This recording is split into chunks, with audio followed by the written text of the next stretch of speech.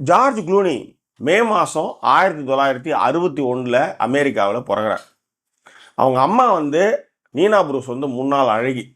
யோசிச்சு பாருங்க, முன்னாள் அழகியோட புள்ளன்னா எப்படி இருக்கும். அதே மாதிரி அவங்க அப்பா வந்து சாதாரண ஆள், அவர் வந்து எழுத்தாளர், நிகழ்ச்சி தொகுப்பாளர், இந்த மாதிரியான வேலைகள்லாம் பண்ணிட்டு இருக்கிறவர். அதே நேரத்தில் திரைப்பட வர்ணனையாளர், அரசியல் ஆர்வம் எல்லாமே பண்ணுறார். அதே மாதிரி அவங்க நடத்துகிற நிகழ்ச்சிகள்லாம் கூட வந்து சின்ன வயசில் வந்து ஜார்ஜ் க்ளூனி வந்து நிறைய ஷோஸில் தான் தலையாக காட்டுற விஷயங்கள், இப்போ எப்படி நம்ம ஷோஸ்லாம் யாழிலாம் வந்து போதோ அந்த மாதிரியான விஷயங்கள்லாம் வந்து ஜார்ஜ் க்ளூனி வந்து சின்ன வயசில் வந்து பண்ணது. இன்னொன்று, இவங்க எல்லாமே வந்து அயர்லாந்துலேருந்து குடிபெயர்ந்து வந்தவங்க. எப்படி வந்து தமிழில் வந்து கமல் ஸ்ரீதேவி, பிரபு குஷ்பு இந்த மாதிரி வந்து பேர் வந்து பிரபலமாக பேசப்படுவாங்க இல்லையா, அந்த மாதிரி ஹாலிவுட்டில் வந்து பேசப்படுற ஒரு பேர் எதுன்னு பார்த்தீங்கன்னா George Cluny and Julia Robert.